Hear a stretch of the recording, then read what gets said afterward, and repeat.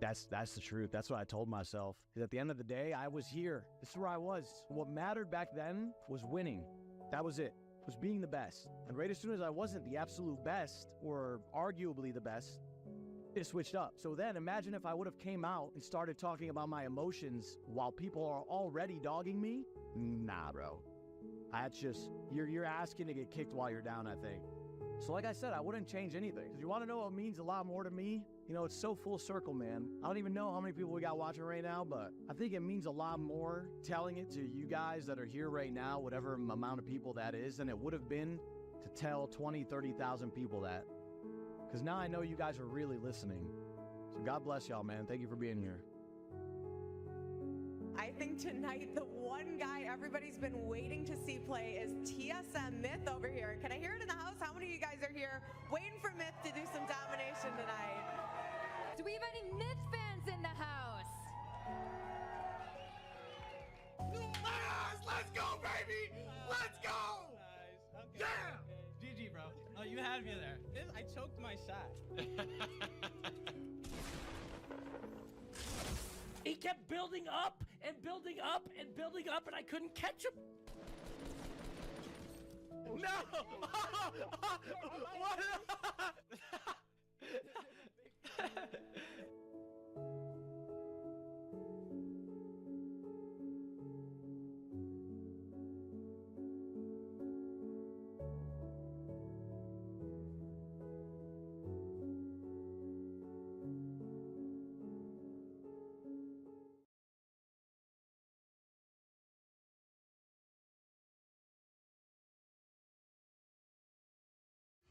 With the rise of Fortnite Battle Royale in 2017, we saw several content creators who had exploded in popularity, basically taking over the internet. However, while some of them are still around today, many of them have been completely forgotten or had even disappeared entirely. Starting with probably the most massive YouTuber in Fortnite history, we got Ninja, who is kind of in a weird place right now. Tyler Blevins, also known as Ninja, began posting on YouTube back in 2011. He would actually start by playing Halo competitively for a few years, until eventually he stumbled across a new genre that y'all might have heard of called Battle Royale. With games like H1Z1 and PUBG releasing, he would start to blow up as a content creator, reaching like 10,000 viewers at a time on Twitch, mainly due to the crazy records and gameplay that he was streaming at the time. Oh, fuck you.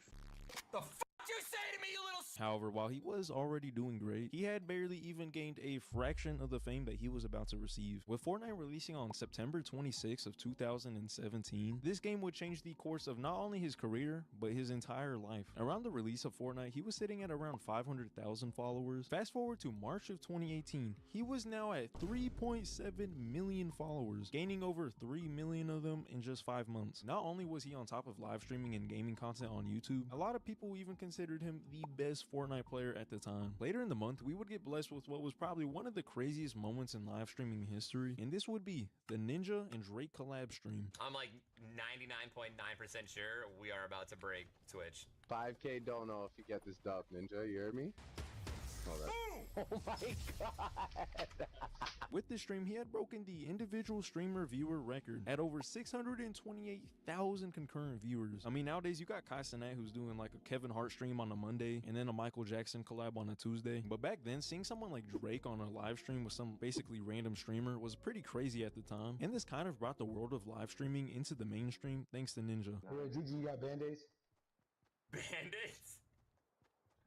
So 1 year after Fortnite's release, he had gone from 500,000 followers to almost 12 million. And on YouTube, he was now sitting at over 18 million subscribers. At this point, he had pretty much gone from just being some random Fortnite streamer to an entire celebrity. However, at some point, things eventually did start to plateau. As Fortnite evolved, so did its player base. I mean, this was around the time where you could just look at someone and they'd start building skyscrapers. This also meant that you had players and creators like Tfue who were kind of taking the spotlight away from Ninja. And over time, Ninja wasn't really known as the best Fortnite player anymore. Now, the biggest thing that probably contributed to his downfall the most was when he signed a deal in 2019 to switch from streaming on Twitch to only Mixer alone. Now, I will say this was like a $30 million deal, but the downside was that he pretty much lost his entire audience after switching. In 2018, he was averaging over 70,000 concurrent viewers, and after switching to Mixer, he was only averaging under 8,000 viewers. I mean, the overall viewership on Mixer was so bad that in less than a year after signing Ninja, the platform had been shut down entirely. Since returning to Twitch after Mixer's fail, his viewership was about the same as it was on Mixer, but over time it slowly started to dwindle down. And there was a couple moments where he kind of did start to make a comeback actually, mainly because of the memes that started to blow up on the internet. That low taper fade, like, meme is, dude, it is still massive.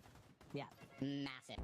I'm not gonna lie though, he's kind of low-key been ruining his reputation on the internet recently. I don't know what it is, but there's been like multiple times where he's just randomly taking shots at other streamers. Kai's pulling 30K right now because he's sleeping, dog. Every time he wakes up and he actually starts playing Elden Ring, he's pulling anywhere from 90 to 100K. He does what I could have done if I just stayed home and streamed and didn't go to Mixer or anything like that. Congratulations to Kai for beating my record. As of October 2023, Twitch streamer iBuy holds the record for most concurrent viewers on a Twitch stream with 3.44 million. Here's the thing with Ninja, bro. If you guys go back to the clips of every time where I broke a record or every time where I passed quote-unquote Ninja, he's always backhanded complimenting me, bro. He's always like, congrats to him, but this happened.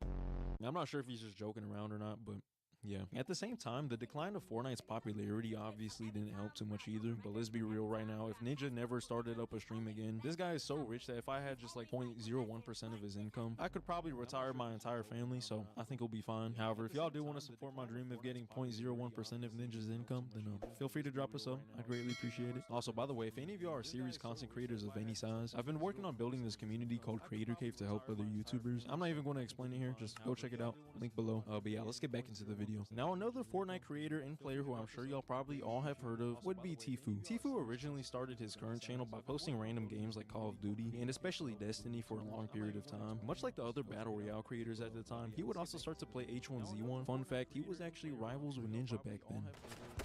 Oh, you're doing the fucking dude. That is literally, dude, the definition of a nerdy play, man. Fast forward a bit, it wasn't until actually a little bit after Fortnite's release that he would upload his very first Fortnite video onto the channel. And yeah, as you can see by the title of the video, he was cracked at the game. Not bad, but we could do a lot better. Just a few months later, after his very first Fortnite upload, he had already been invited to none other than FaZe Clan, while only having 70,000 viewers at the time. Because of this, and also the fact that he was pretty much one of the best Fortnite players in the world, if not the best, this had skyrocketed his popularity to the point where people were putting his name next to Ninja when debating who was actually the greatest player in Fortnite. Side note, one time I accidentally joined a lobby he was in during the Fortnite Friday event, and then got blasted by Tfue, so I can confirm he might actually be the GOAT. My game, John Wick, swordy ass fucking builders, fucking pussy ass motherfucker. Not even a month later after being signed to FaZe, he had gone from not even 100,000 subscribers all the way to nearly 1 million subscribers. And just 1 year after that, he had reached over 10 million. During this time, he was at his peak in both competitive Fortnite and content creation as a whole. I mean, this guy was getting millions of views every single video, and at some point had actually passed Ninja as the most watched Fortnite streamer. However, while things seemed like they were going great at the time, that was not exactly the case. On May 22nd of 2019, Tfue had uploaded a video titled "My Response #Release the Contract." In the video, he explains that he was getting ripped off by FaZe Clan and wanted them to release their contract to the public so that way people could see the full details. The video was uploaded 2 days after Tfue had sued FaZe Clan for these unfair business practices, as well as encouraging illegal gambling and underage drinking. FaZe Banks, who was actually the CEO of FaZe Clan, actually made a response back to Tfue, basically saying that everything was a lie and that he even tried negotiating with Tfue. After all the back and forth though, there was still no contract released. A little more than a year later, on August 26th of 2020, Tfue and FaZe Clan had settled their lawsuit, putting an end to the whole drama. However, we still don't really know what actually happened, and even to this day, he still won't speak on it. I don't know. I just gotta, we just gotta moved on. Yeah, I mean, I'm cool with all those guys. I mean, there's no bad blood there. What'd you guys settle for in the lawsuit? No comment. From this point on, Tfue had experimented with some other games after leaving Fortnite for a bit. He even made a return back to Fortnite for a while, but overall, his popularity was slowly starting to fade out until June 20th of 2023, where he announced that he would be retiring from content creation. Okay, so that was a lie. 6 months later, Tfue had returned to YouTube, basically uploading whatever he wants, and honestly, it's not doing too bad. As far as what he's up to now, he pretty much summed it up in a recent interview with Logan Paul. It's weird, I'm like living like an old retired Florida person right now. I'm like golfing and fishing, like I might as well throw bingo in there a little bit. But yeah, honestly, it really just seems like Tfue's just been chilling and living like he's retired. So while Ninja and Tfue are still active today and just kind of fell off in popularity, there were some huge Fortnite creators who had reached pretty much the peak of their careers and then was like, yeah, I'm gonna vanish from the face of the fucking fucking earth. One of these YouTubers was Fearless, who was actually one of the biggest Fortnite YouTubers ever, until one day he had just completely disappeared from the internet with rumors about him not being alive anymore, but I'll get into that in a bit. Much like these other YouTubers, Fearless had also started out by posting other games, and he had actually gotten a pretty decent following playing Call of Duty at first, and of course once Fortnite blew up, you guessed it, his channel did as well. He wasn't necessarily known to be the greatest Fortnite player at the time like a lot of other creators who were blowing up, but he quickly became the go-to creator if you wanted to watch Fortnite content centered around entertainment. Before posting Fortnite, he was averaging less than 100,000 views a video, and within a year, he was now averaging tens of millions of views, with his most recent videos averaging 30 to 60 million every single video. Y'all can correct me if I'm wrong, but I really don't think there's ever been a Fortnite creator who has ever consistently pulled that amount of views. And at the same time, he was also doing this completely anonymously, with no one actually knowing what he really looked like, except for one image floating around, but I'll get into that in a bit. Now, while he was doing amazing, things unfortunately started to take a turn. Over time, his uploads started to become less frequent, with people starting to joke around about him not being alive anymore. I've just gotta say, if y'all watch Fearless, he died. He was at the hospital and he died because of this infection. Subscribe and hit that like button if you miss him. And while it was a joke at first, Fearless had then uploaded his final ever video, completely abandoning his audience and actually leading people to think that he was no longer with us anymore. People were starting to get worried, with actual rumors about him passing away starting to come out. However, eventually people started to look around and actually found some interesting clues as to what might have actually happened to him. First of all, there were at least a few minor clues that at least proved that he was alive at least. The first being that people noticed he had randomly changed his profile picture on TikTok. The second being that he had updated his name on YouTube once the username ads feature had came out. The third being some changes to his playlist that were found on his channel, which, like, dude, I don't even know how people noticed that. And then probably the most important clue would be when some kid had uploaded a video onto YouTube of both him and Fearless playing Fortnite together. Well, GG. nice playing with you. YouTuber, good luck on your YouTube channel. So yeah, I think it's safe to say that he's probably still alive. However, there were a couple moments where he had kind of given some insight into his personal life, and I'm not gonna lie, it kind of had people worried. In November of 2020, a fan had commented on Fearless's TikTok, jokingly asking, "So when's your next vacation?" Fearless then responds, "Vacation LOLOL. I wish this was a vacation. If only you knew my life, bro." Another interesting clue that came along was a little bit before, actually, on June 20th of 2020, where Fearless had done a short live stream on a second channel playing a little bit of Fortnite. Towards the end of the stream, though, he had actually given some hints into his personal life. I don't know. It's weird. You want to talk about it? Let's talk about it. All right. YouTube. Nah. I don't want to get into it. Why I haven't been uploading stuff, but it's personal. I mean, a little bit. And then another thing is, it just like, what matters is I'm gonna upload soon. So yeah, from the brief amount of information that he has shared, it seems like the guy's just been going through some personal stuff. At this point, that was really all the information that we had, until one YouTuber named Calyx had came in clutch and actually discovered some pretty crazy information. Going back to that live stream I just mentioned, there was a split second where Fearless had accidentally shown his Fortnite friends list. Now this dude Calyx had went full detective mode, and after doing some digging around, he was actually able to get in contact with one of the people from the friends list, which ultimately had led to probably the most amount of information that we had gotten yet. It turns out that this random guy had actually known Fearless in real life, and even backed it up with proof, as well as sharing videos of them playing together. He even confirmed that the picture going around that I mentioned earlier was actually him. Now finally, Calyx had asked him the question that we had all been waiting for: is Fearless ever going to come back? And I'm not gonna lie, we really didn't get a straight answer. To me, it honestly seems like it was probably just him burning out, as well as a mix with like life issues or something. There is another video out there where a fan had gone into another match with him, and he actually gives some more evidence that he probably was just burnt out. You quit Fortnite? Yeah, I quit YouTube, not Fortnite. Why? It was too stressful? Something like that. I didn't quit, I haven't been getting any good footage for a video. Oh, really? Like, footage I'm actually happy with, yeah. Like, I don't know. I could upload, but the video would be like trash. Recently, there's been clips going around that claim to have Fearless in the videos, but I'm pretty sure it's an AI voiceover and not actually him. I'm dead. I'm dead, brother. Why is everybody so sweaty? However, either way, we at the very least know that this guy is still alive. Similar to Fearless, another YouTuber who had reached a crazy amount of success and then randomly disappeared was C-Day. Now, I don't know what it is about all these Fortnite YouTubers, but literally nearly every single one of them started out by posting Destiny. With C-Day, it was actually the main game that he played for a while, until he eventually got tired of the game. However, once he started posting Fortnite videos, things had started to go uphill when he had went from around 100,000 subscribers subscribers towards the beginning, all the way to over 2 million in just a couple months. And I mean, it was definitely deserved because in my opinion, C-Day had to have been the greatest of all time at Fortnite entertainment. His videos were in a way kind of similar to what Fearless was doing, and funny enough, just like Fearless, he would also vanish from the face of the internet, kind of at least. After uploading pretty consistently for a while, he would start to have these random disappearances. The first of these happened when C-Day decided to cryptically black out his entire channel for multiple weeks, while disappearing at the same time with absolutely no explanation at all. Whenever people do stuff like that, it's usually not a very good sign. You see here C-Day quit YouTube. On his channel, blacked out his banner and profile pic.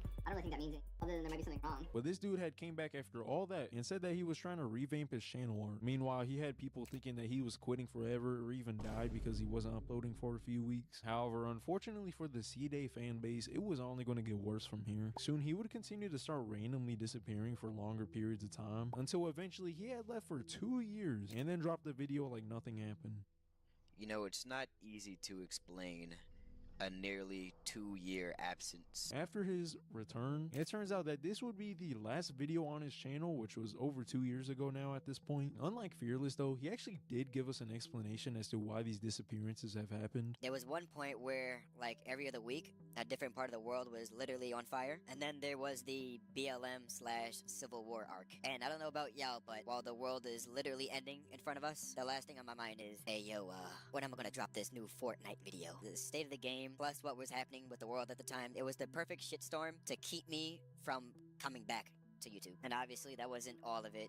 It was apparent I was falling out of love with YouTube and making videos and stuff like that. After doing something, well, like literally the same thing for that long, it gets repetitive and it loses that thing that made it fun in the beginning. The only updates we've had from C-Day is when he posted a now deleted video showing a promotional OG Fortnite package that was sent to him by Epic Games. Apparently people looked at his profile on like a Fortnite tracker website and saw that he had reached Unreal back in OG Fortnite, and he's been spotted playing the game since then. It's also kind of funny seeing people speculate about him as well. I'm not gonna lie, bro, I'm starting to think that C-Day was a social experiment made by the government to see if the early versions of AI can have the younger generation be entertained. But yeah, honestly, it seems like he really just got burnt out of posting YouTube videos, and I would not be surprised if he's just chilling somewhere on an island sitting on top of his AdSense money. Besides YouTubers who have just randomly disappeared, there's also been quite a few Fortnite creators who you might have remembered from back then, but are almost completely forgotten now, even if they are still posting to this day. You might remember people like Dr. Lupo, Dakotas, CDN the Third, High Distortion, and a lot of other Fortnite creators who were on top of the game back then. But if you look at their channels now, most of these people who are still active only average like a few thousand views now per video, with some of them even just completely moving on from YouTube. I will say though that just because someone's YouTube career falls off, that definitely does not mean that they weren't successful. Pretty much 99% of YouTubers are going to fall off at some point, but it's at least kind of cool to see that they're still kicking it today. Now lastly, I want to talk about a group of creators who are part of probably the most well-known and iconic team during OG Fortnite, and this would be TSM. Originally the team started with Myth, who was known to be one of the best Fortnite players at the time. I mean, he was pretty much the pioneer of people becoming cracked at building inside of the game. What the fuck? He keeps building higher. Stop building so fucking high! Stop it!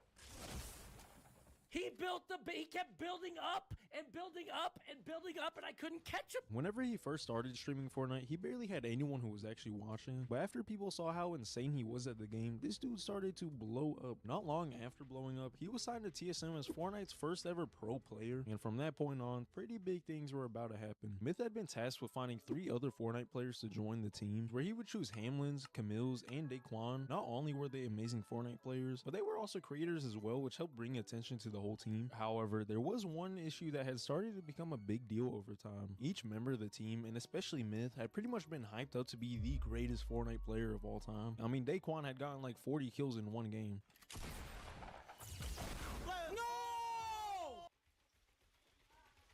The problem is though is that everyone on the team had really only ever been able to play against randoms in a public lobby and not against other actual pro players. However, at some point it was announced that Fortnite would be doing a $50,000 charity tournament where some of Fortnite's top players would all compete against each other, and unfortunately for Myth, who was one of those competitors, things did not turn out so well for him. Around this time there was a huge debate going around about whether Ninja or Myth was the better Fortnite player, and with nearly 700,000 people watching, this tournament would pretty much give the answer to that question. I got the early game.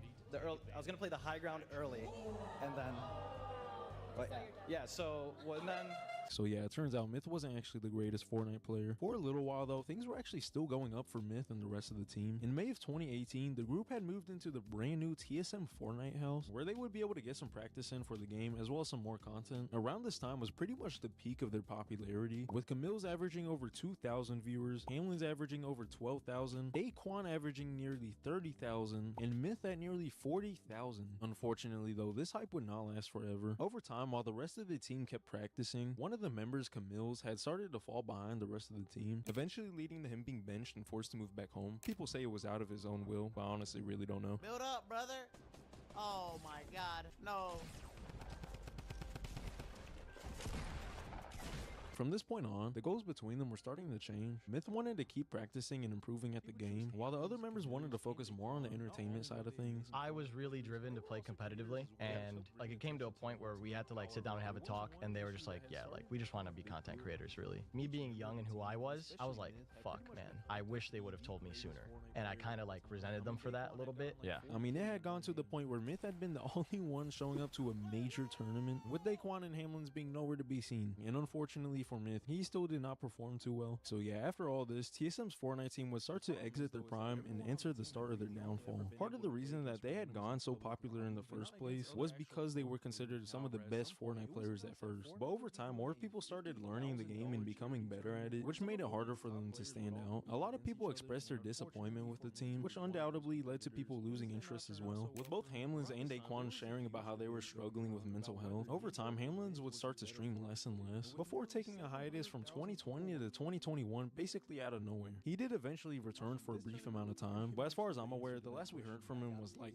March of 2023, where he did a stream on an alt account. Funny enough though, even through all the lack of streams, it seems like he was actually still going up on both YouTube and Twitch. Unfortunately for Daquan though, things are not looking so promising on his end. Just like Hamlin's, he was also streaming less and less and constantly making random disappearances. On top of him struggling with mental health and the death of people close to him, he was also having physical health problems, specifically with his stomach, which apparently was a major cause for the lack of streams. Y'all know I was also sick for like 5-6 years, you know what I mean? From 19 to pretty much 26, you know what I mean? And on top of that, I had those lung collapses, which also prevented me from doing what I wanted to do. To make things even worse, he had mentioned that his girlfriend contracted E. coli from eating at a restaurant, which led to her being in life-threatening conditions. And during this whole time, you got people on Reddit talking about how he doesn't care about his fans because he doesn't stream anymore. After a very long disappearance, he did make a return in 2021 and 2022, joining the NRG house with Hamlin's. However, shortly after, it ended up falling apart, with both his final ever stream and final appearance on the internet being on February 10th that same year. And since then, literally no one has any idea where he is. Daquan is not gonna answer the phone chat. I have already had Hamlin's hang up on me. Let it go. It's over. I called him. I tried.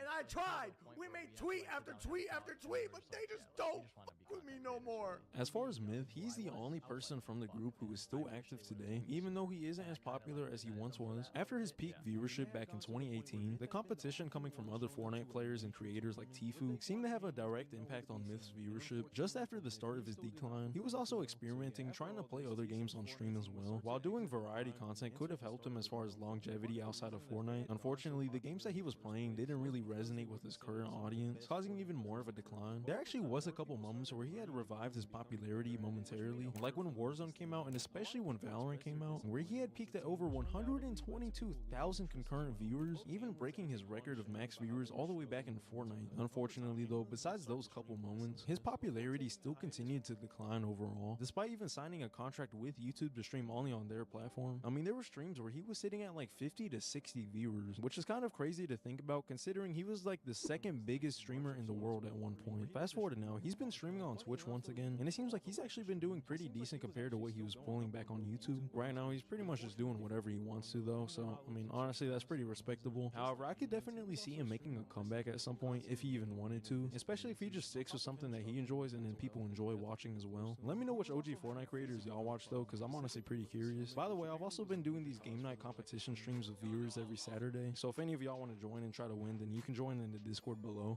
But yeah, feel free to subscribe or watch some more, and peace y'all. Remember Skeptic? At just 14 years old, this streamer had an overnight rise to fame going viral after killing Tfue in a game of Fortnite. From featuring on ABC News, winning $50,000 at the Fortnite World Cup, being one of the fastest growing and most recognizable young gamers in the world, to now losing followers for 2 years straight, going inactive on most of his social media accounts, and struggling to pull 10,000 viewers with over 1 million subscribers. Skeptic has fallen to complete obscurity, with many labeling him as irrelevant. But just what caused this sharp decline? To find out, we must follow the tracks and go back to the start, to the moment Skeptic's career began, killing Tfue. Yeah, I should have killed that guy. I don't think he's that good of a player. Like, I wasn't even trying. In June of 2018, Skeptic, who at the time was a completely unknown 14-year-old streamer, was playing Fortnite as usual to a handful of viewers, when little to his knowledge, he would spawn into a lobby that would completely change his life forever. With perhaps a bit of luck, Skeptic unknowingly ended up in the same lobby as Tfue, who at the time was considered one of, if not the best player in the game. Tfue was arguably at the peak of his fame, having joined FaZe Clan just over a month prior, along with Fortnite being at the peak of its popularity. With no idea who he was coming up against, already 12 kills deep, Skeptic engaged Tfue and proceeded to outbuild and outplay him, swiftly killing him without even taking 1 HP of damage. Dude, I killed Tfue? I didn't kill Tfue. I didn't kill Tfue, what do you mean? I killed a guy named Magnetic. Oh, I actually killed Tfue! I actually killed Tfue! No way! Did you stream snipe him? No, I did not stream snipe him, bro. Skeptic ended up clipping this moment from his stream and uploaded it as his first video to his YouTube channel. This video almost immediately blew up and now has over 10 million views to date. Skeptic went from a completely unknown 14-year-old to famous practically overnight. With the drive of new viewers, his Twitch channel exploded, gaining 35,000 followers in the month of July 2018, an astronomical rise from the 84 followers he gained for the entire month of May, just 2 months prior. With his newfound audience, on August 5th, 2018, Skeptic signed to Misfits Gaming, likely one of many gaming organizations who wanted to work with him. By this point, Skeptic was averaging around 50,000 new Twitch followers each month. He was getting millions of views on his YouTube channel, consistently pulling over 1 million views per video, and on September 2018 would debut his now infamous blue hairstyle, which would become a huge part of his brand, with many referring to him as Mini Ninja, which kind of hurt for publicity, considering Ninja was the most famous Fortnite streamer around. Things were going well for Skeptic,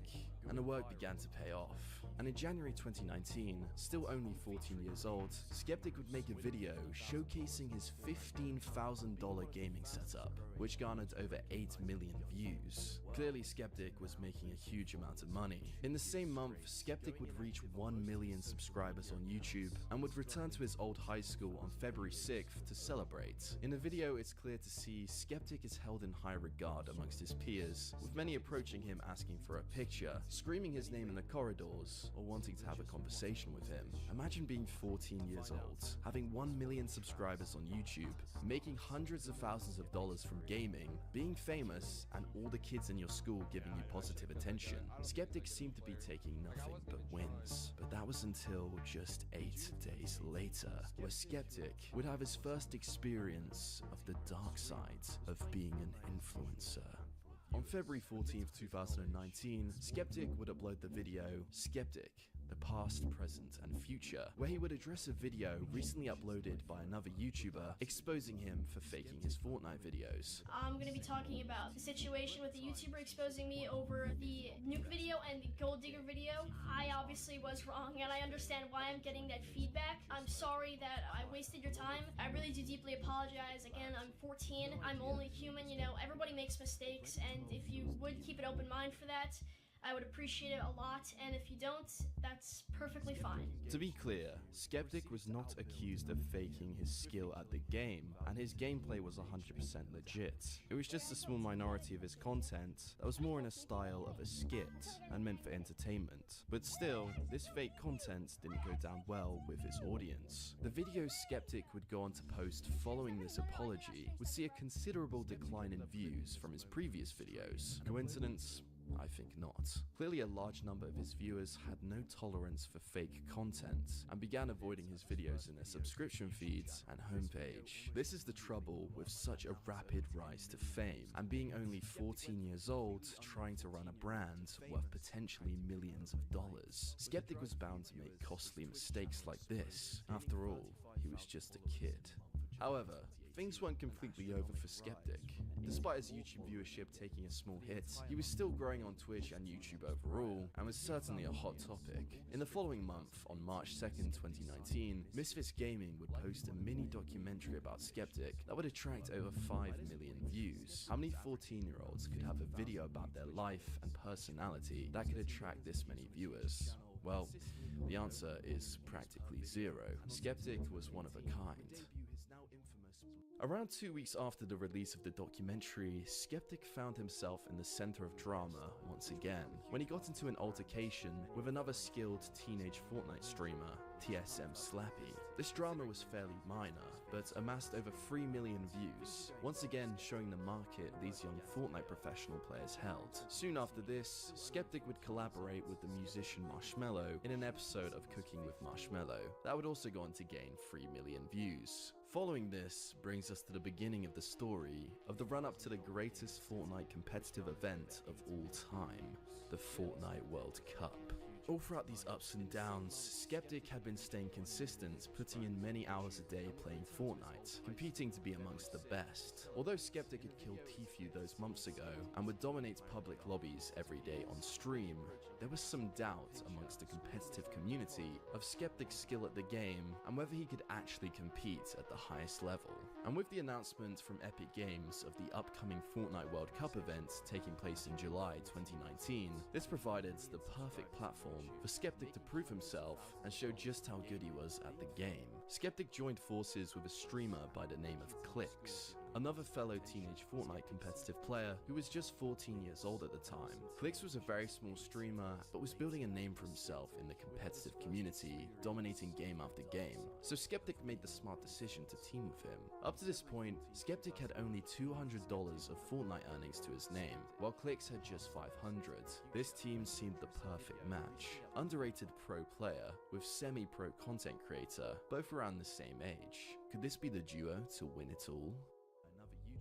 The Fortnite World Cup qualifiers began, and weirdly, Skeptic only partaked in 2 solo weeks and didn't manage to place higher than top 1500, which wasn't exactly a good look for him. Meanwhile, his duo Clix was absolutely dominating, qualifying on 3 separate occasions in solo. However, it wasn't all bad news for Skeptic, as with the help of Clix, he qualified twice for the Fortnite World Cup in duos, winning $7,000 in the process and securing himself a place on the main stage to take part in the grand finals in July 2019, where he and Clix would compete for the grand prize of $3 million for first place. We got second in the world. Oh, someone messaged me! He said, hey, congrats, you qualified!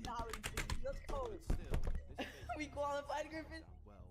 A couple months would pass, and in the lead up to the World Cup, Skeptic would feature in 2 new mini documentaries, one of which got an incredible 13 million views. Things were going really well for Skeptic, and he was evidently as popular as ever. Money was pouring in from left, right, and center, and every day he was getting closer to the Fortnite World Cup. Eventually July came around, and it was finally time for the Fortnite World Cup. And let's just say, Skeptic would take a lot of the headlines. This was Skeptic's moment to prove himself on the biggest stage. Having only just turned 15 recently, he would be competing live in front of millions of viewers, playing against the best Fortnite players in the world in a stadium 19,000 heads deep, with the chance to walk away with millions of dollars added to the bank.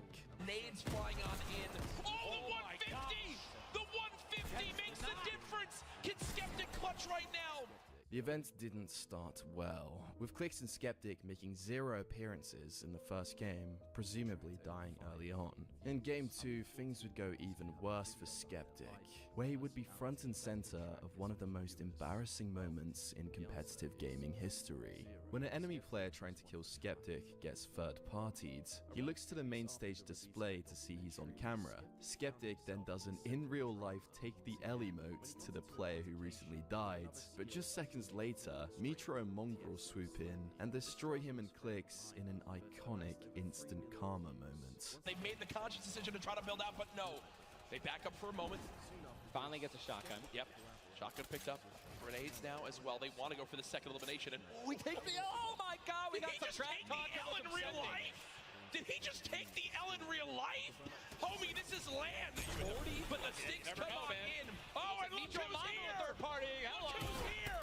NA puts up the take the L, and EU says no, no, no. I'm gonna show which continent is best. Mitro and Mongrel, full HP. Taking opponents' walls. Look at, they're just stealing and bomb rushing, and that's gonna be it. And there's no shot right there. Skeptic. Bruh. Although somewhat embarrassing, I personally thought this moment was gold entertainment and demonstrated why Skeptic was so popular in content creation. Instead of focusing on the gameplay, he couldn't help but get sucked into trying to hype up the crowd. Skeptic and Clix didn't let this moment discourage them and went on to knock a handful of players in Game 3. But despite this, him and Clix were still nowhere near the top spots in the rankings table. Game 4 ended up being a complete write-off, and in Game 5, things would continue to go badly for the duo.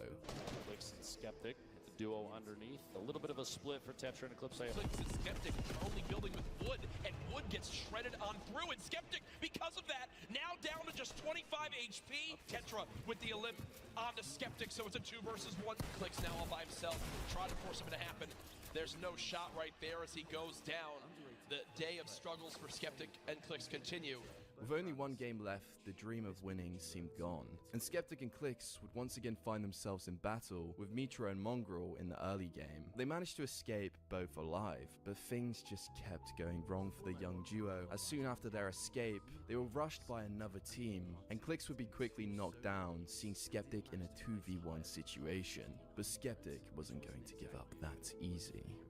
Clix does get knocked by the stink. Skeptic now at 150 HP, eats the stink grenade in the face again, and with only 2 builds left, Clix now knocked, and nades flying on in. Oh, the 150! The 150 makes the difference! Can Skeptic clutch right now? You see the panic stink, he actually stinks himself right there. Skeptic with no builds, relying on just this hand cannon. Wall in place, not gonna happen as of yet. Tries to take a shot. Oh my gosh! The clutch from Skeptic. After this clutch, Skeptic would eventually die in the mid-game, thus concluding his Fortnite World Cup campaign. And with all said and done, Skeptic and Clix finished in the 35th place and took home $50,000. Although the performance was somewhat of a disappointment, considering the two were fairly new to playing together and were against the best players in the world, it was a solid performance. And for Skeptic as a content creator, with his clutch and take the L moments, he could take a lot of positives away from this event, as he was bound to have new viewers flooding to his YouTube and Twitch channels after these iconic moments. However, it would quickly become apparent that things weren't going well behind closed doors. When just 2 days after their performance, Clix would announce on Twitter that he is split up from Skeptic and will no longer be his duo's partner. I'm obviously splitting with Skeptic as duos. He DM'd me and said, do you want to show duo? I carried my own weight, could we duo? And I told him, bro, you're a good player, but I don't think we fit as a duo. And it would seem Skeptic didn't take kindly to this news, firing back in his own tweets saying, I split with Clix, looking for a new duo that believes in teamwork and chemistry. This definitely didn't come across well, and seemed very passive-aggressive, with the Fortnite community clearly siding with Clix over Skeptic in this situation.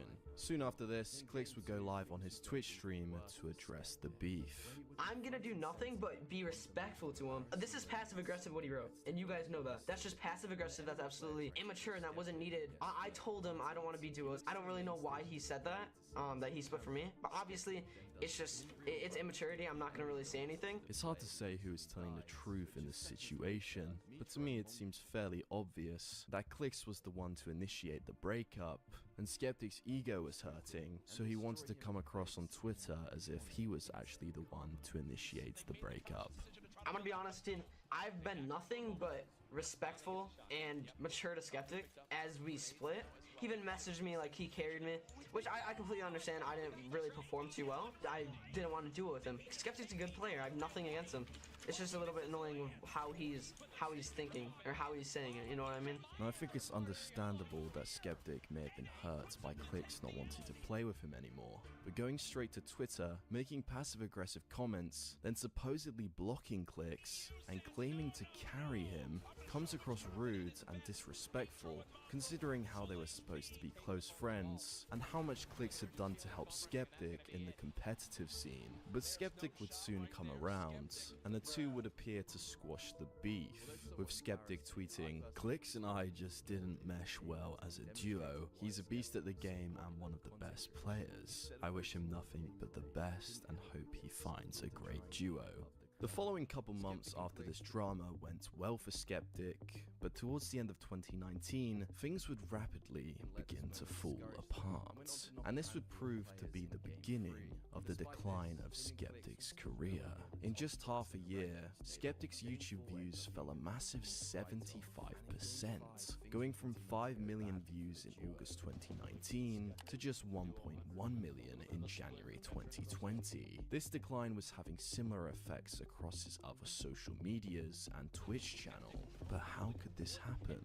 Why were Skeptic's viewers disappearing? It's not abundantly clear. However, it is no secret that Fortnite was growing stale around this point in time, and pretty much all content creators were seeing a drop in viewership, as the game was seeing a decrease in player count. Long gone were the days of Ninja breaking records on Twitch and Fortnite dominating the pop culture of the youth. People were growing bored of Fortnite and moving to newer games, and this is the danger of being a content creator that sticks exclusively to one game. If that game becomes irrelevant, so do you. Having said that, Fortnite certainly wasn't dead, and perhaps adding more salt to the wound, Skeptic's ex-duos partner Clix had been absolutely crushing it since their split after the World Cup, and to this date is more successful than ever, and has been the most viewed English Fortnite streamer for 2 years running. All at the same time, Clix has been maintaining his elite level of skill in the game, which can be proven by him recently dominating and winning a solo cash cup. But the same certainly can't be said for Skeptic, and with videos such as Why I'm Washed, it's clear Skeptic was nowhere near the standard he once was. Skeptic was no longer a hot topic. He was no longer seen as one of the best players in the game, and of course with growing up, he no longer stood out as being the youngest kid around who was cracked at video games. Throughout 2020, his viewership would fall further and further, and by November 2020, Skeptic's monthly YouTube views were down to 290,000. It's almost hard to fathom these kind of numbers, considering where Skeptic was just over a year ago. But it wasn't just a loss of viewership. Skeptic actually ended up losing over 10,000 subscribers in the same month. And unfortunately, things would not improve in 2021. Skeptic would change his thumbnail format in an attempt to revive his channel, but it was to no avail. He was struggling to pull 20,000 views on a large amount of his content. On top of this, he was uploading at a far slower rate than when he initially burst onto the scene in 2018. And to make things worse, a large amount of his comment section was dominated by people saying things like, "Definition of fell off. This guy, bro, fell off. 1.3 million subs and only 4K views? You fell off hard." Now, I can't say exactly what was going on with Skeptic, but in my opinion, this viewership decline, lack of uploads, and lack of streams were likely due to a lack of motivation. Why would Skeptic push himself to upload more content when with each video he posted, he would get lower views than ever, and every video would be plagued with comments from people saying he fell off? Remember, by this point in his career, Skeptic had made hundreds of thousands, if not millions of dollars. Did he really need to post YouTube videos anymore? Skeptic was growing up fast and had recently turned 17 years old. Perhaps playing Fortnite for 8+ hours a day, constantly streaming and working on YouTube videos just wasn't of interest to him anymore.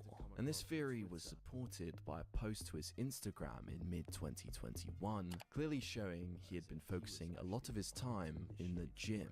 And on top of all of this, it would seem Skeptic was struggling with finding happiness despite his huge financial success. You won $50,000 playing World Cup, how weren't you happy? Money definitely doesn't make you happy. Money gives you freedom. 1 equals yes, 2 equals no. Do you think money makes you happy? I can just tell in my chat that you guys are gonna be shocked later on in life. How are you gonna be unhappy with $3 million in your bank? Bro, you're gonna be so shocked later in life. I want you guys to remember this conversation we're having right now. To me, this seemed like a clear insinuation from Skeptic that he wasn't feeling very happy, and I don't think it's hard to see why this could have been the case. Let's be honest, streaming full-time isn't exactly the most healthy lifestyle. Spending 8 hours a day, devoid of physical interaction, skipping meals, not getting sunlight, with a constant expectation to entertain. And even for someone of Skeptic's age, cranking 90s for hours on end and trying to be a pro gamer can be more draining than you'd perhaps believe. Sure, the pay can be incredible, but money and fame can't supplement everything in life. But perhaps I'm reading into this too much, as the next part of Skeptic's story would seem to contradict his prior statements, alluding to his lack of interest in money. When towards the end of 2021, Skeptic would continue to slow down on uploading content to YouTube and live streaming on Twitch, and appeared to push his professional gaming roots to the side in replacement of his newfound interest for NFTs. In August 2021, Skeptic would post to his Twitter saying, "Got into my first NFT project. This whole space has been super intriguing to me." But Skeptic wasn't done there, when just a month later, he would tweet, "Just spent $38,000 on a JPEG, adding a mutant ape to his collection of NFTs." These kind of posts I very much doubt resonated well with his already dwindling audience. Relatability is one of the key metrics that makes content creators successful, and let's just say flaunting the fact you spend the average person's yearly salary on a JPEG image isn't exactly the most relatable or admirable thing in the world. Not long after this, Skeptic would begin promoting a variety of NFT projects on his Twitter, with tweets such as, "Teamed up with my friends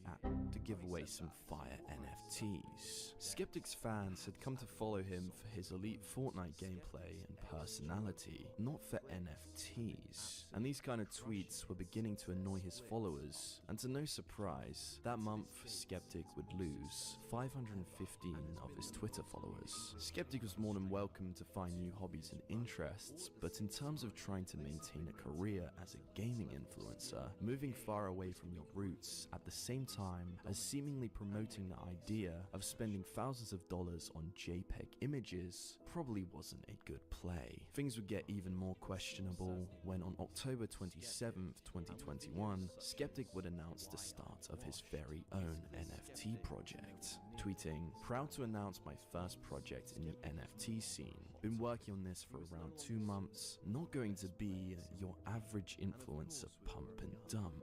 The Discord server and tweet have since been deleted, so I would naturally assume the project was a complete failure. I don't know why this was, but I think we all know that influencers and NFT projects don't tend to go well together. Just over a month later, on December 2nd, Skeptic would appear to reacquaint himself with his roots in gaming, tweeting, "I think it's my time to finally come back to Fortnite." But these words were short-lived, as just a few weeks later, when 2022 came around, Skeptic would move further away from Fortnite than ever before and practically disappear from the internet. Skeptic would go missing from his Instagram with no posts from December 26th, 2021 until June 30th, 2022. His YouTube would see a similar treatment, with him uploading a video on 27th of January, then disappearing until July 9th. And presumably he would also abandon his Twitch channel over the same time period. However, Skeptic wasn't completely missing, and he would stay surprisingly active on his Twitter over this period of time. but it wasn't exactly riveting content, as throughout January and March, just about every single tweet Skeptic would make would be revolving around NFTs. Notably, the majority of these tweets focused on a project Skeptic founded called Boxer Apes. He would tweet the following: "In case you didn't know, I'm a founder of Boxer Apes. Retweet to get whitelisted for Boxer Apes. The Boxer Apes Discord is slowly opening." He would then tweet, "We broke Discord, it's too lit in here," and also provided a video where the Discord group would appear to be extremely active. However, if we fast forward a year to as of when I'm making this video, the Twitter account for Boxer Apes doesn't exist anymore. Take of that what you will. For the next few months, Skeptic would continue to have 0 uploads to his YouTube channel, 0 pictures uploaded to his Instagram, and persist with tweets about NFTs or random giveaways. That was until July 9th, when Skeptic would return to YouTube with a video that amassed 30,000 views. Soon after, on July 21st, Skeptic would announce on his Twitter of his intentions to get back to YouTube after inactivity, but once again, he would not follow through on this claim and wouldn't post another video to his channel until over a month later on August 29th. Then after this, Skeptic would disappear again, and his YouTube channel wouldn't see another upload for a month and a half until October 14th. A couple weeks after this upload, Skeptic would make what would prove to be his final tweet on October 27th, 2022, and since then, he has been completely missing from the platform. However, his YouTube wouldn't be completely inactive just yet, and on November 17th, Skeptic would post perhaps his worst performing video yet, gaining just 4.8 thousand views. The comments on this video continue to follow the trend of negativity from what is left of his audience, with comments such as, "Fell off so hard, 920 views in one day? What the frick happened to this guy?" Skeptic would then post another video just 5 days later, but once again, it wasn't received particularly well. He would then go another full month with no uploads until December 26th, 2022, when he would post what would prove to be the last video uploaded to his channel as of making this video in February 2023. It's been almost 2 months, and there has been no upload since. Considering Skeptic has disappeared for months before, it is natural to assume this is just a break. However, when you couple this with the inactivity on his other social medias, with his last post on Instagram being 25th of December 2022, his last Twitch stream 3 months ago, his last post on TikTok 22nd of July 2022, and last post on Twitter October 2022, this may well be the last we ever see of Skeptic. From a practically overnight rise to fame and fortune at just 14 years old, competing at the Fortnite World Cup, interviews from mainstream media, appearances with celebrities, and having the dream job of many teenagers, Skeptic's online presence would fade out almost as quickly as it came to fruition. However, despite all the comments saying he fell off, let's not forget this: Skeptic achieved more in his life before even reaching adulthood than most of us will throughout our entire lives. Skeptic is still just 18 years old, and thanks to his hard work, he has the financial means to do just about whatever he pleases with his life. It's easy to discredit Skeptic and title him as that Fortnite kid who fell off, but think how much he grew up over these last few years. He's not 14 anymore. People change, passions and interests change. Maybe streaming isn't for him anymore. Skeptic's story serves as a reminder to the struggles and challenges of finding fame and financial success so young, and more so, maintaining it as you grow up. Noting the idea of spending thousands of dollars on JPEG images probably wasn't a good play. Things would get even more questionable when on October... At the peak of his career, Doug Sensor Martin was the leader of FaZe Clan's pro Call of Duty team, pulling millions of views on his YouTube content and dating a famous model. But despite his extremely successful career and winning Call of Duty championships across multiple titles, Doug would become the biggest joke in all of the COD Pro community. This is so embarrassing, Doug. I don't have beef with you, Doug. You're just trash. FaZe Censor. He has chosen Call of Duty over Yannick. It's actually pathetic. It is absolute worthlessness. But how did this happen? Well, to find out, we must go back to the start, where it all began. Douglas Martin, also known as Face Sensor, grew up in Long Island, New York, and at just 13 years old, in early 2008, would have his first introduction to Call of Duty whilst at a sleepover around his friend's house. He'd jump on his friend's copy of COD 4, and well, his first game went exactly as you'd expect.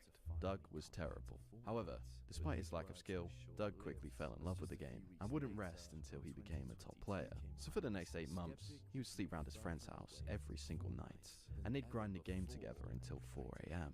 That was until August 2008, when for Doug's 14th birthday, his parents would gift him a PlayStation 3 and his own copy of COD 4, meaning he could now grind the game from the comfort of his own home, which Doug would do until November 2008, when Call of Duty World at War was released.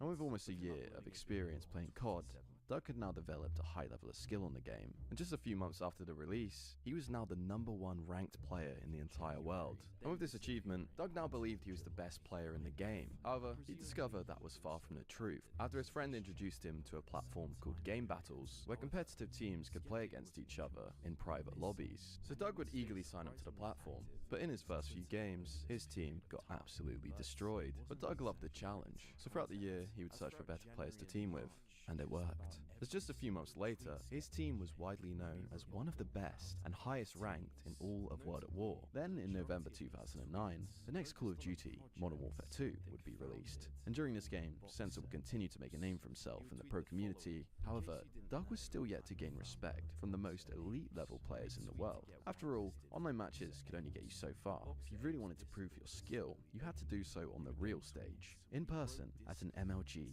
LAN event. But luckily for Doug, after making a lot of noise in the competitive scene, he would get scouted by a player called Vengeance, and would go on to compete under the team Quantic Next Threat all throughout the season of Black Ops 1. And in the team's first 5 events together, they placed 8th, 17th, 4th, and 7th, not even coming close to a win. But that was until the final and biggest event of the year, the MLG National Championship, with a prize pool of $140,000. And after a fairly underwhelming season, Sensor and Next Threat came into the event as underdogs. However, they would completely shock everyone, storming through the winners bracket, beating the best teams in the game, seeing them make it to the grand finals where they would face Team Envy, and ultimately win the entire event, seeing Doug claiming his first championship and $50,000 for the team.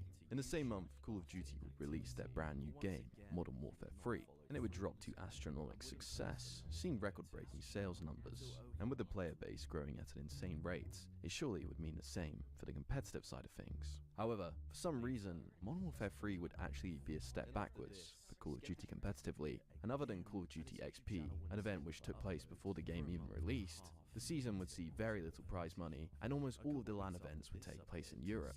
So naturally, Modern Warfare 3 would see many pro players taking a break from the game, including Doug, who took a step back from competing to focus on his education and fitness. However, there was a small handful of the most dedicated players to the game who would refuse to give up on competitive Call of Duty and would continue to compete and or make content on YouTube. And let's just say the players who continued to grind throughout Modern Warfare 3 would be sweetly rewarded with the following release of Black Ops 2 in November 2012.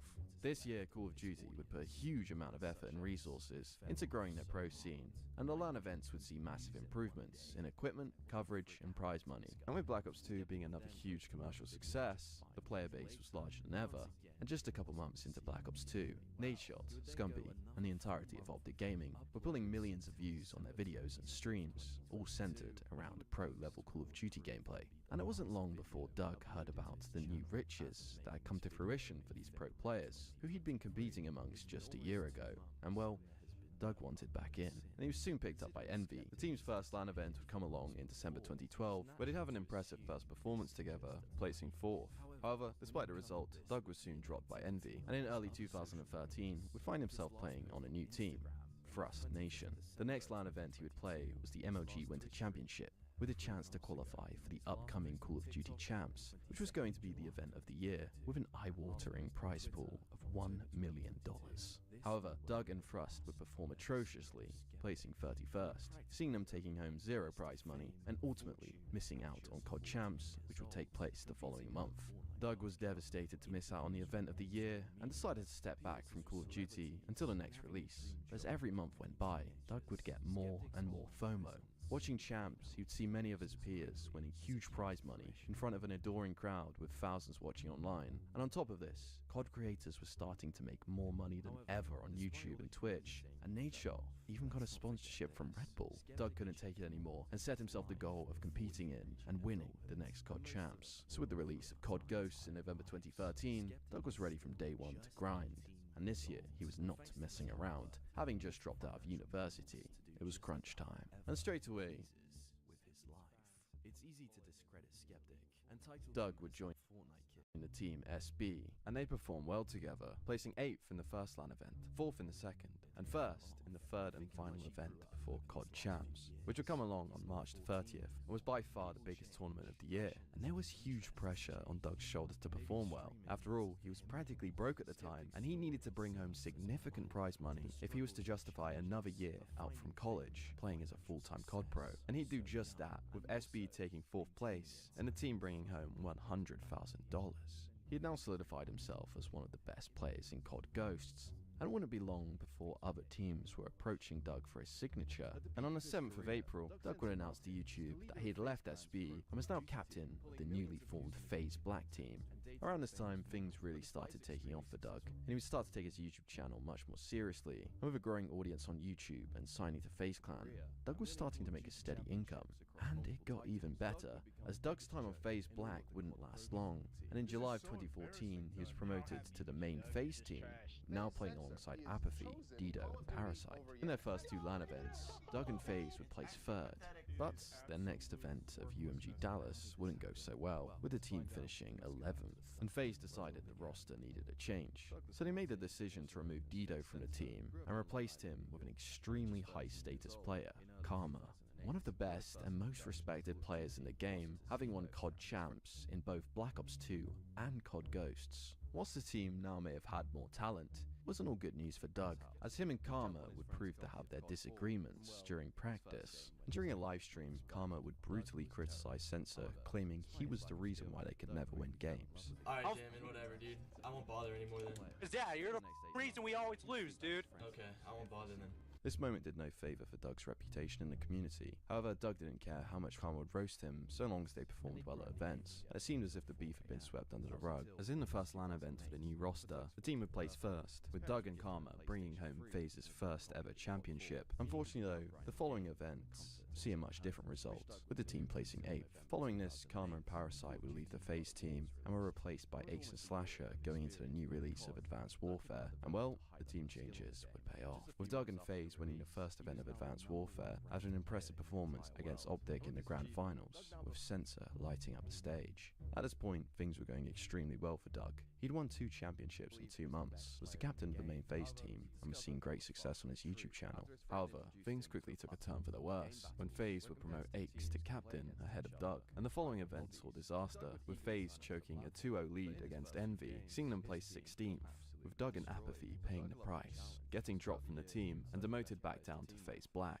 Doug was devastated, because there was less than 2 months until the COD Champs for Advanced Warfare, and Doug felt he had very few options on who he could add to the roster, with little time for him and Apathy to practice with them. And unsurprisingly, when Champs would come along, once again with a $1 million prize pool, Doug and FaZe Black would perform poorly, placing 13th. This was a dark moment for Sensor, and would prove to be his last tournament he'd ever play under FaZe, and the last LAN event he'd play on Advanced Warfare.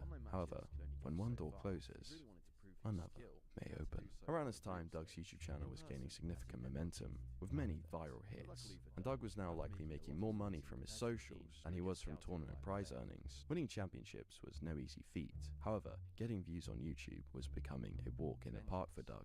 And whilst Doug's biggest passion would always be competing, he was starting to fall in love with making content, and it seemed to be the much safer option for him financially, and his switch in focus was being instantly rewarded, with him gaining 50,000 subscribers in the space of just 1 month. But things were only just getting started, as just a week later, Doug would post a YouTube video to his channel, I'm in Love, which would prove to be the start of a completely new arc in his career.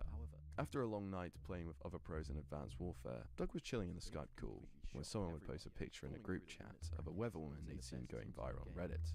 After seeing the image, Doug couldn't believe how beautiful she was, so he decided to search up her socials and eventually stumbled across her Twitter page, discovering her name to be Jeanette Garcia. And well, Doug would shoot his shot, swiftly sliding into her DM, and surprisingly, it actually worked. And just one day after his I'm in love video, Doug would announce to YouTube that he was flying to Mexico to meet up with Yannette. After the two started chatting through Twitter, he then disappeared from the internet for almost an entire week, as the COD community eagerly awaited news of how his trip had gone down. And on June 26th, Doug would post a clip to his YouTube showing him and Yannette hanging out in Mexico together, seemingly on a date. Viewers were in awe of Doug's courageousness, and his comments were flooded with support. Then, 4 days later, with Doug now back home in the USA, he'd drop a video titled "The Craziest Experience of My Life," showcasing the entire trip and his first interactions with Yannette. This video blew up instantly with over 1.9 million views, and even more support flooded in for Doug.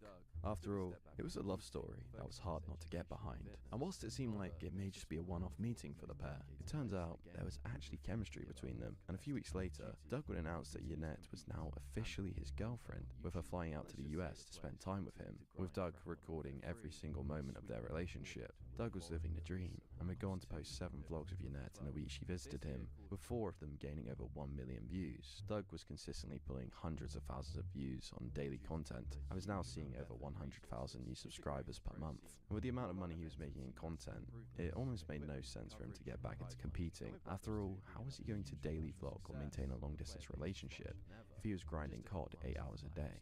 But with the new release of Black Ops 3 coming around in November 2015, Doug still couldn't get past his love for competing, and he'd call up the head powers of FaZe, begging them to let him play in Black Ops 3 on their competitive team. However, FaZe would quickly reject Doug's request because they felt he couldn't be fully committed to competing, as he was too busy traveling and making videos. It was hard to see how he could perform anywhere near the level of players who were grinding for 12 hours a day, with their sole goal in life being to win a COD championship. However, FaZe gave Doug a lifeline and told him if he competed under a lesser-known organization, he was allowed to compete in Black Ops 3.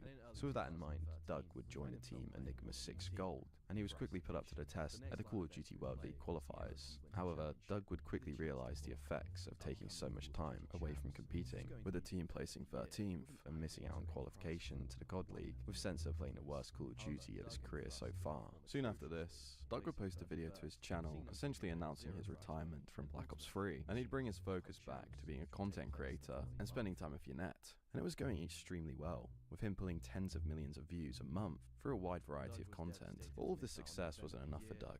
Something was missing. And in August 2016, 8 months after his retirement, Doug would announce his return to competitive Call of Duty in hopes of competing at the Black Ops 3 Champs. His audience would respond very positively, encouraging Doug to chase his dreams. And 5 days later, Doug would compete at MLG Orlando, but the event was far from a success, with the team coming 21st and not even making it out of group play.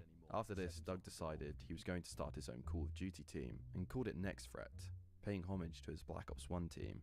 And they had just 1 week before the COD Champs qualifiers. And to little surprise to those in the competitive scene, Doug's new team would not qualify and placed 16th, seeing him missing out from competing at Champs. Following the performance, Doug would post a video to his channel titled "We Lost," and the video was flooded with critical comments, such as, "I can't stand how he's so upset when he's only had the team for a couple days and scrimmed for a couple days, and he expects to beat all these teams that have been grinding for months. It's just pathetic." With Sensor missing out on Champs, his season was over, and in a bittersweet moment, would watch on as his former teammate Apathy, who he'd been playing alongside just 9 months ago, would go on to win at the Black Ops 3 COD Champs. However, Doug was more interested in the performance of FaZe, who finished in 7th. His biggest aspiration was still to play under FaZe competitively, and he had kept a keen eye on them all season, unimpressed that they hadn't won a single championship throughout the entirety of Black Ops 3. So Doug would call up FaZe and remind them of this stat, telling them that he wants to play in a new game, Infinite Warfare, coming out in November 2016. However, FaZe was not interested and told Doug that they were happy with the team and he wouldn't be competing for them. Understandably, Doug was heartbroken and would end up missing out on the entirety of Infinite Warfare, seeing him become a full-time YouTuber, slowly distancing himself even further from the community, uploading generic vlog content. And in the few videos that had any relevance to competitive Call of Duty, Doug would start to see himself getting clowned in the comments for his lack of ability. However, did Doug really care? Well, maybe.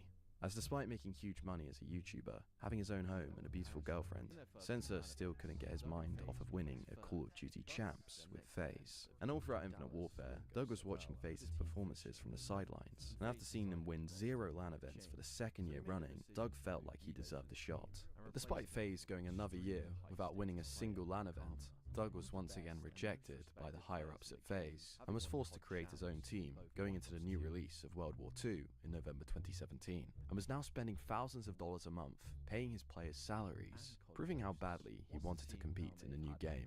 Next Threat would finish poorly in their first event of the season. However, Doug refused to give up. He was determined on winning this year's COD Champs, and would grind all throughout the season, improving every month. The strong performances would see him transfer to Enigma 6, then to Lightning Pandas, and finally to Complexity after impressing at CWL Birmingham, where Doug finished 8th place. Now on Complexity, Doug was now playing alongside Dashi, Ricky, and Blast, and after 2 years of heartache, Doug would qualify for this year's COD Champs. Despite being fully dedicated to the game, playing on a reputable org, and in a top 15 team in the world, Doug was still seen as a meme to many in the community. I do want to get your guys' thoughts on one tweet.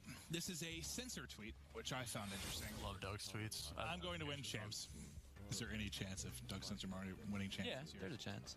Not a high one, though. It's like 0.000. In fact, Doug's fellow pros doubted his abilities so much, some were willing to bet tens of thousands of dollars that he wouldn't win an event. I don't have beef with you, Doug. You're just trash. You really think so? Yeah. So what's gonna What is happen going when I win on? an event before you're still gonna say I'm trash? You're gonna finally man up and give me my respect that I I want. don't know. I bet you $10,000 you don't win an event on this game. That. Book it. Wait, Doug.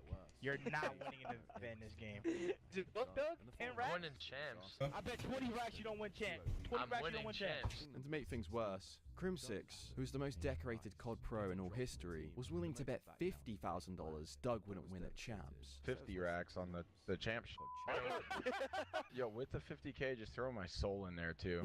I'm that confident. Throw my soul in there. I think you guys are sleeping hard.